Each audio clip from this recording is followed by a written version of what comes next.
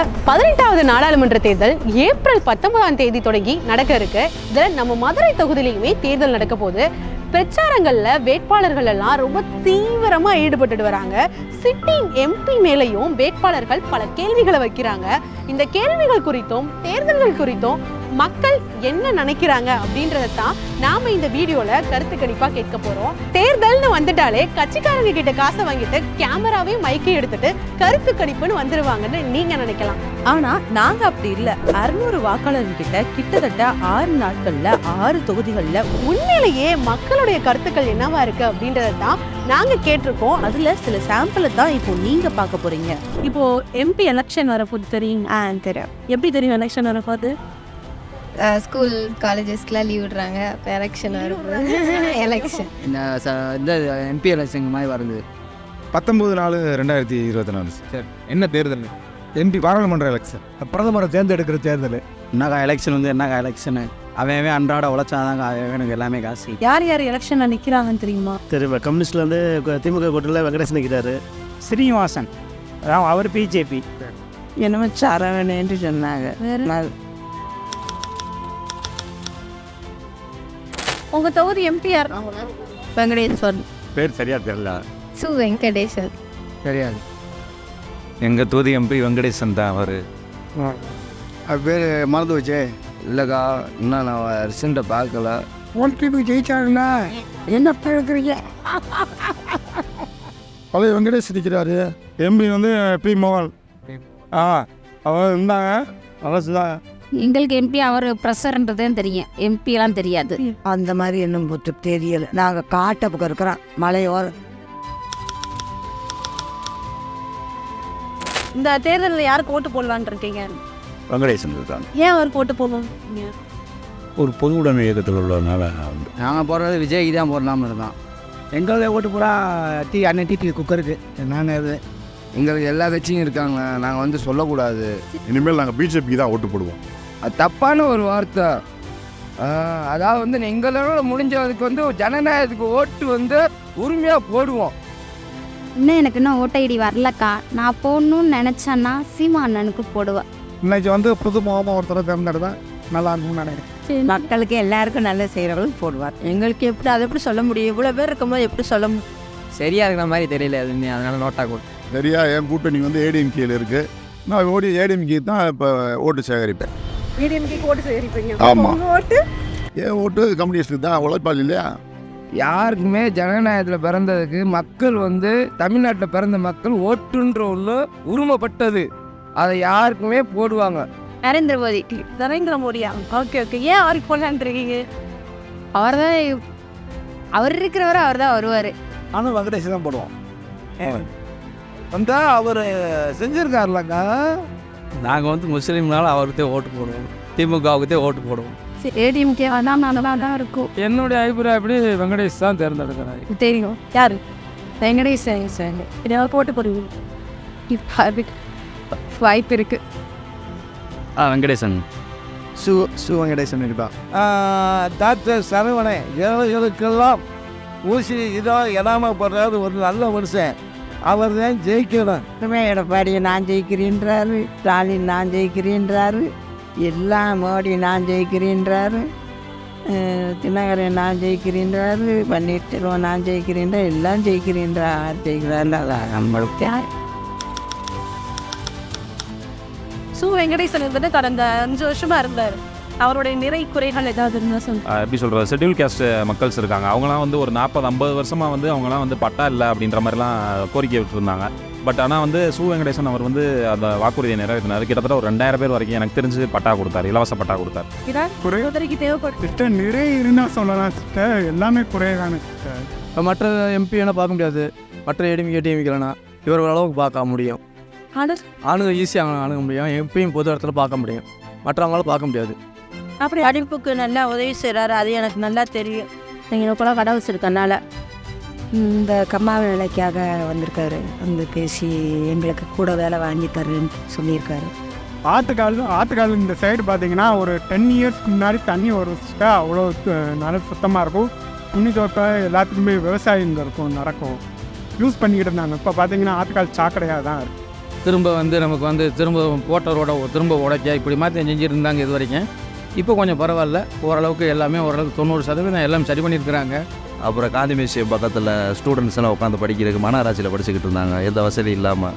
அவங்க இப்போ நல்லா ஃபேன் லைட்டு தண்ணி வசதியோடு நல்லா இருக்காங்க, படிக்கிறாங்க. நாங்கள் ஏடிஎம்முக்குதே ஸ்டாலின் வந்து நல்லாத்தையும் செய்கிறாரு, என்ன ஒரு வசதியும் செய்யலை. ஏம்மா முன்னாடி பார்க்கும்போது கேஸ்ட் வைஸ் பார்க்கும்போது அவங்க கேஸ்ட்டில் மட்டும்தான் தார் ரோடெலாம் இருந்துச்சு. ஆனால் முன்னாடி எங்கள் கேதில் இல்லை. ஆனால் இப்போ வந்து எங்கள் இதுலேயும் போட்டிருக்காங்க, எங்கள் கேஸ்ட்லேயும் போட்டிருக்காங்க. சிமெண்ட் ரோடு போட்டு ஒரு வீட்டுக்கும் இண்டிவிஜுவலாக பைப் போட்டிருக்காங்க. அது வரைக்கும் எங்களுக்கு ஒரு ஹாப்பி தான். ஓட்டு போடும்போது பார்த்தேன். அதுக்கப்புறம் கடைசியாக இப்போ புதுசாக ஒரு பஸ் ஸ்டாப் கட்டியிருக்காரு, அன்னைக்கு தான் பார்த்தேன். வரவே இல்லை, எங்கள் ஊருக்கு எதுவும் செய்யவே இல்லை. இப்போ வந்து அவன் சொல்கிறவங்க வந்து அந்தந்த தொகுதியில் போய் பார்க்கணும். ஒவ்வொரு தொகுதியிலையும் வந்து ஒவ்வொரு ஏரியாவுக்கு எல்லாம் செஞ்சுருக்காரு.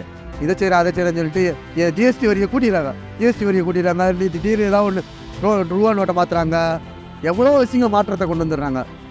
கடந்த வாரத்தில் நடுத்தர மக்கள் தான் அன்றாடம் பசி பட்டினி உழைப்பாளையும் நடுத்தரம் நிற்காங்க. உழைச்சி ஓடு நடுத்தரம் நிற்காங்க.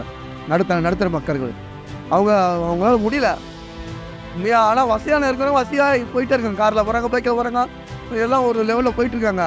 ஆனால் மீடியம் மூட தூக்குறவங்க, சாகர ஆள்றவங்க, இந்த மாதிரி ஆளுங்க, சிறு தைக்கிறவங்க, இந்த மாதிரி ரொம்ப இயல்பாக இருக்கிறவங்க, ட்ரேசிக்கல் தள்ளுறவங்க, அவங்களாம் இன்னும் மிதிப்பட்டு தான் வாழ்கிறாங்க. இப்போ நான் தலைநகர் டெல்லியில் போய் குடும்பத்தோடு போய் தவித்த போது நான் அவருக்கு ஃபோன் அடித்தேன். உடனே ஃபோன் எடுத்து நாங்கள் அப்படி ஒரு 30 பேர் ஒரு நிகழ்ச்சிக்கு வந்தோம். இப்போ வந்து நாங்கள் 2 வண்டியை ரிசர்வ் பண்ணி அந்த 2 வண்டி கேன்சல் ஆகி போயிடுச்சு. இப்போ நாங்கள் பொருள் உதவி இல்லாமல் ரொம்ப தவிச்சுக்கிருக்கோம்னு சொன்னோன்னே, இன்னொரு வண்டிக்கு நாங்கள் ரிசர்வ் பண்ணியிருக்கோம், அதுக்கு நீங்கள் எப்படியாவது எங்களுக்கு யூபி வாங்கி கொடுக்கணும் அப்படின்னு சொன்னோன்னா, உடனே ஃபோனை எடுத்து அவருடைய லெட்டர் பேர்லையும் ஒரு எம்பியோட லெட்டர் பேர்லையும் உடனே அமைச்சருக்கு ஃபோன் பண்ணி எங்களுக்கு 20 பேருக்கு உடனே ஈக்யூ வாங்கி எமர்ஜென்சி கோட்டாவில் வாங்கி சீட்டு வாங்கி கொடுத்து எங்களை வந்து நம்ம சென்னைக்கு அழைத்து வந்தார். அது பெரிய உதவி. நல்ல மனிதன் சொல்கிறாங்க, ஆனால் நல்ல மனிதனாக இருந்தாலும் தொழில் மக்களுக்கு எதுவுமே செய்யலை. 5 வருஷமாகவே தொழில் மக்களுக்கு எதுவுமே செய்யலை. இப்போ ஏடிஎம்கேல வந்து சரவணன் நிற்கிறாரு. அவர் வந்து மக்கள் மத்தியில் என்ன பேசுகிறாங்க, ஏற்கனவே திமுக இருந்தார், திருப்பி பாஜகவில் எம்எல்ஏ நின்றார், இப்போ திருப்பி அதிமுகவுக்கு போயிட்டார். அப்போ அவர் பயிர்க்காண்டி எந்த ஏரியாலும் மாறலாம். இருந்தாலும் சரணன்று வந்து மாறக்காரது அவர். இருந்தாலும் அவர் அடிக்கடி கட்சி மாறிக்கிட்டே இருக்கார். இப்போ மேலூர் பஸ் ஸ்டாண்டுக்கு அவங்க தான் போட்டாங்க. அப்புறம் கருணாகுடி பக்கத்தில் பிரிட்ஜ் அவங்க போட்டாங்க. மேலூர் முனிக்கோவில்கிட்ட அந்த பிரிட்ஜ் அவங்க தான் போட்டாங்க. அவங்க மதுரை மாவட்டத்துக்கு வந்த பண்பு என்னென்ன வந்துச்சு எல்லாமே நல்லா தான் பண்ணாங்க. செயல்பாடு நல்லா இருக்குது. தெப்பக்குளத்தில் ஒரு 3 வருஷமாக தண்ணி இல்லாமல் இருந்துச்சு, அதெல்லாம் பண்ணாப்புல. முதல்ல 5 வருஷமாக தண்ணியே இல்லாமல் தெப்பக்குளமே இருந்துச்சு. கேட்குற அளவுக்கு எதுவும் இல்லை, கேட்காத அளவுக்கு நல்லா செஞ்சுருக்காரு. பாராளுமன்ற கேட்குற மாதிரி எதிரொலிக்கிறாருங்க. அதை மித்த எம்பி இருந்ததை விட இவரை கொஞ்சம் பாராட்டலாங்க. இல்லை, அவர்கிட்ட பிரச்சனை இல்லை. அதாவது எம்பி நல்லா செய்கிறாரா இல்லையா, அவரால் எந்த தொந்தரவும் இல்லை. அவர் இது எலெக்ஷன் ஜெயிச்சுட்டு போய் இந்த ஏரியாவுக்கு வந்து நன்றி சொல்லக்கூட வரல. பார்க்கலாம், சந்தித்து பேசலாம். அவரே முடிஞ்சால் கூட டீ வாங்கி கொடுப்பாரு. அதாவது ஒரு முடிச்சாலை ஏரியாவில் ஒரு தண்ணி பர்சன்ட் நடந்துச்சு. அவர் நேரடியாக போய் அங்கே போய் பார்த்தாரு. ஏன்னா நான் நேரடியாக பார்த்தனால சொல்கிறேன். நான் ஜிஹெச்சில் வந்து 30 கோடிக்கு அவசர சிகிச்சைக்கு எதுனாலும் ஒரு எமர்ஜென்சினா மாதிரி தான் அனுப்பி விட்றாங்க. இப்போ அந்த மாதிரி தேவையில்லை, இங்கேயே பண்ணிக்கலாம். விமான நிலையம் வந்து விரிவாக்கம் பண்ணுறதுக்கு அவர் கோட்டத்தவர் கட்டுறதுக்கு அவர் தான் ரொம்ப போர்க்கொடி தூக்கி அவர் தான் இப்போ கோட்டத்தவர் கட்ட விட்டுருக்காரு. ஏன் ஒன்றும் நல்லா வர்றாரு, பார்க்குறாரு. இந்த பஸ் ஸ்டாப்பை கட்டி விட்டுருக்காரு. இங்கே பார்க்குறாரு, ஏதாவது குறையண்டா வர்றாரு. பஞ்சாயத்துக்கு வர்றாரு, பஞ்சாயத்துக்கெலாம் வர்றாரு, கூட்டத்துக்கு வர்றாங்க. பஞ்சாயத்து கூட்டம் போட்டாங்கன்னு வர்றாங்க. இல்லை பண்ணுறது ஓகே தான். பட் ஆனால் மக்கள் மேக்ஸிமம் வந்து கொஞ்சம் சேஞ்சஸ் எதிர்பார்த்துட்டு தான் இருக்கிறாங்க. என்னென்ன அவர் படித்தவர் ஓரளவு அவர் மேலே நிதி இருந்தால் நல்லா செஞ்சுருப்பார். மேலூருக்கு நிதி பத்தாதனால ஒழுங்காக செய்ய முடியல. இருந்தால் மட்டும் அவர் நல்லா செஞ்சுருக்காரு. அதாவது ஒரு கிராமப்புற ஏரியாவில் வந்து ஒரு லைப்ரரி வைக்கிறது. இப்போ இங்கே ஏரியாவில் லைப்ரரி புதுசாக ஓப்பன் பண்ணியிருக்காங்க. மக்களுக்கு இன்னும் வெளிப்படையாக தெரியல. அது அவர் கொண்டு போய் சேர்க்கலையா இல்லை மக்களுக்கு இன்னும் சரியாக தெரியலையான்னு தெரியல. அதுதான் ஒரு விஷயமா இருக்குது. கிரவுண்டு வந்து ரயில்வேல வந்து சேல்ஸ் பண்ண போகிறதா சொன்னாங்க. அப்புறம் அவர் தான் போராடி இதை வந்து வெயிட்டை கொடுத்தாரு. நாங்கள் வந்து 25 இயர்ஸும் கொண்டாடிட்டு இருக்கோம். வந்து அடப்பு எடுக்கணும்னா கார்பரேஷன் போய் சொன்னோம்னா 2000 ரூபா கொடுன்னு கேட்குறாங்க. அப்போ இந்த தேர்தல் எப்படி இருக்கும்? என்னுடைய பகுதிகளில் வந்து குறை நிறைகள் இருக்கா அப்படின்றத ஆய்வு பண்ணுறதுக்கு அது கீழே உள்ள எம்எல்ஏக்கு தான் ஆய்வு செய்யணும். பாராளுமன்ற வேட்பாளர் வந்து ஒரு எம்பி வந்து அதை வந்து ஆய்வு மேற்கொள்ள முடியாது. என்கிட்ட அவருக்கு வந்து மதுரையில் வந்து பரந்த தொகுதி இருக்கிறனால அவர் பறந்து போய் எல்லா பக்கம் வேலை செய்ய முடியாது. மக்களுடைய குறை நிறைகளை கண்டறிந்து அவர் பாராளுமன்றத்தில் போய் ஒப்புகை வாங்கி கொடுத்தாருன்னா மாநிலங்களவையில் உள்ள எங்கள் சட்டமன்ற உறுப்பினர் வந்து அதை வந்து பரிந்துரை செஞ்சு அதுக்கப்புறம் வரக்கூடியவங்க தான் வேலை செய்யணும். அவர் மேலே வந்து நம்ம குற்றச்சாட்டை வந்து வைக்க முடியாது. அதோட எங்களுடைய கோரிக்கை என்னென்னா, மெயினாக ட்ரெயின் வந்து ஏற்கனவே காங்கிரஸ் கவர்மெண்ட்டே மதுரையிலேருந்து காரைக்குடி இந்த மேலூர் வழியாக காரைக்குடியில் போய் கனெக்ஷன் கொடுக்குறதா இருந்தது. சிதம்பரம் காலத்தில் எதிர்பார்த்தோம், அது நடக்கலை. அது ஒரு பெரிய மைனஸ், அது அவங்களுக்கு ஒரு மைனஸ். இப்போ அதை எம்பி அதை ஃபோர்ஸ் பண்ணி அதை கொண்டு வந்தாருன்னா இன்னும் கொஞ்சம் நல்லாயிருக்கும். ரெண்டாவது கோயிலை சுற்றி இன்னும் பார்த்தீங்கன்னா ரோடுங்க இன்னும் சரியாகவே இல்லை. முக்கியமாக சிட்டிக்குள்ளேயே இல்லை. பெருசாக பேசுகிற அளவுக்கு சிட்டிக்குள்ளே நான் அந்த இடத்துல வளர்ந்தேன் சின்ன வயசுலேருந்தே. வடக்கு ஆவணி மூல வீதி பார்த்துருக்கீங்களா? கோபுரத்துக்கு பக்கத்துலேயே இருக்கும். இன்னும் ஒரு மழை பெஞ்சிச்சுன்னு வச்சிங்களேன், தூக்கிட்டு தான் நடக்கணும். எங்கள் நெல் 1000 ரூபான்னு நாங்கள் சொல்ல முடியலை. வியாபாரி வந்து அவன் சொல்கிறது தான் நான் போடுறாப்புல இருக்குது. இந்த எம்பியினுடைய முயற்சியால் வந்ததுன்னு சொல்லிட்டு திருமங்கலம் டு மேலூர் வரை மெட்ரோ ரயில் திட்டம் இயக்கப்படும் சொன்னாங்க. அப்புறம் ஒரு மாதம் 2 மாதத்தில் அது கொத்தக்கடை வரையிலுமே என்று அதை சுருக்கிட்டாங்க. அதனால் மெட்ரோ ரயிலை நீங்கள் இது வரைக்கும் எக்ஸ்டென்ஷன் பண்ணணும்னு இப்போ அவர்கிட்ட மனம் கொடுத்துருக்கோம்.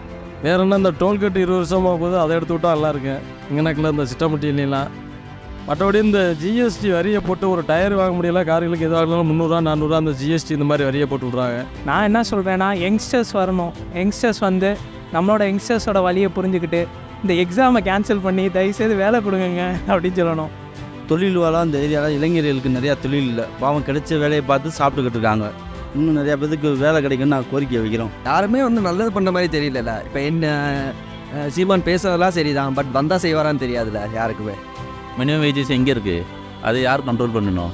மினிமம் வேஜஸ்ன்னு இருக்குல்ல, 17,000 ரூபா கொடுக்கணும் மினிமம் வேஜஸ். அது எங்கேயுமே கொடுக்குறாங்களா? ஆனால் இப்போ யங்ஸ்டர்ஸ் நிறையா வந்து இந்த மாதிரி யூடியூப் சேனல்லாம் பண்ணுறாங்க. ஃபஸ்ட்டு யூடியூப் சேனல்ஸ்க்கு என்னோட ஹாய் அண்ட் தேங்க்யூ. அது மூலமாக நிறையா இது தெரிய வருது. மக்களோட மனசை புரிஞ்சு வர்ற அரசியல் தான் எனக்கு வேணும். நல்லது, தேங்க்யூ.